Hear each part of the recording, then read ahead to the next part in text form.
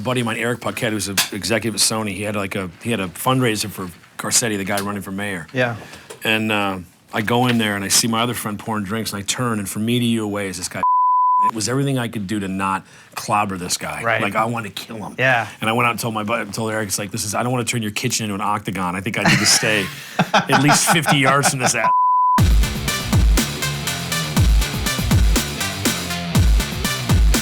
Knowing what you know now about what you can lose creatively or the control you can lose in a big picture, do you change your approach going in as opposed to something that you would do for $3 million or less? In other words, do you go into it knowing, like, look, down the line they may just turn this into something, right? And I just got to get out of it what I can get, and I'm going to save my. I think it's funny. I think the older I get, the longer I've been around this business, it's become more and more important to me to control, to be able to say, I'm going to bring you this material. You're going to give me this money. And I'm going to go do my thing. You know what I mean? Right. And I think that's going to probably result in making smaller budgeted things, but that's more important to me than. And I think, listen, is also like television has got there's so much great stuff being done on TV, and in that medium, the writer's king. You know what I mean? Once you get through the absolutely maniacal process of dealing with the studio and they kind of fade into the woodwork, which is what you want, really. Right. And especially in light of success, man, it's like you're just completely left alone, which I think is brilliant. So it becomes more important to me to have more than a modicum of control over the process. Like, I want to know this is where we're going. And I think it's just, I've done it because I've done it too much the other way, and it's not to my liking. And you know what? When you start enjoying what you're doing, stop enjoying rather, well, what the are you doing? I don't want to, I love what I do, and the best parts of this business are phenomenal. Right. When you're working, and when you're working with people you love, and you're on a set, and so I'll swallow a bunch of and have in the past, but my tolerance for that is getting less and less, and getting and I don't want to. If I don't have to, I don't want to.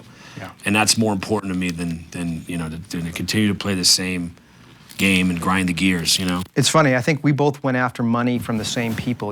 I heard there were these cats up in Sacramento. Yeah. And, okay, so Jesus, but you got out early because frauds. You went and said, give me $3 million, go away, and I'll do this picture. Yeah. And that's what I heard. Right. And they stupidly said no. And I even more stupidly spent 18 months working my up through to get green lit, and then their company exploded. Right. And I got one of those phone calls that was like, there's no more company, there's no movie, sorry, goodbye. So that's sort of like those things that go poof like that after. Right. It takes a while sometimes to recover. Right. Well, I mean, I'll give you I'll go you one better. Like on The Grey, there's a guy named. He is a flat out crook and a bad guy, and I don't care who. I've said I blasted him on Twitter. Right. Like he made this guy declares bankruptcy, and yet he still has a company functioning, making deals on films. And so I'd said to Clive Owen, so I tweeted, said, Clive, make sure you get your money in cash. The guy's a fraud and a sociopath and a liar. And people said, and the reception for The Grey has been fantastic. But I nearly went broke making that movie. I'm owed so much money because this guy lied to us, and said, it's like. You walk onto a lot, Jack. You walk onto a car lot, right? You're looking at some Mercedes sedan. I come out of the office. I've got a tie on. I've got a suit on. You have every reasonable expectation to believe that I work there and I can help you own this car, right? Right. Only to find out that, no, I'm just some standing between you and the guy that owns it, and let me go get and that's essentially what he was and what he is. Wow. And so it doesn't matter. Like, I'll never let that happen to me again. Right. And even on this $3 million thing, I got a deal from this company, and they showed me a deal. It's the exact same. Right. I'm not going to do it.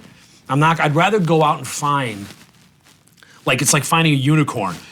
The individual guy that's got dough that he could, you know what I mean? No, that's so much better. You want to find the one magical dentist in Idaho, exactly. right? That's all you want. Yeah, exactly. The magical one-horn dentist in Idaho, Exactly, who still somehow romanticizes what the business is. Who just wants his picture taken with Will Smith. He just wants to go to the rap party.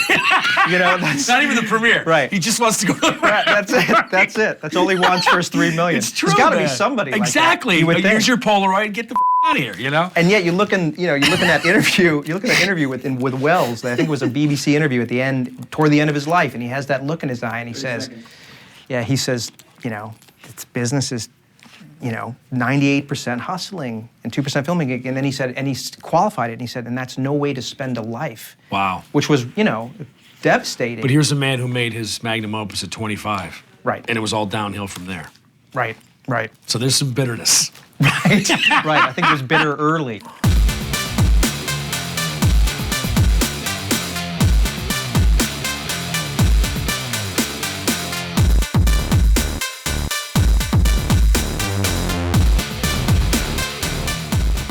Get your film fix. Subscribe to CineFix.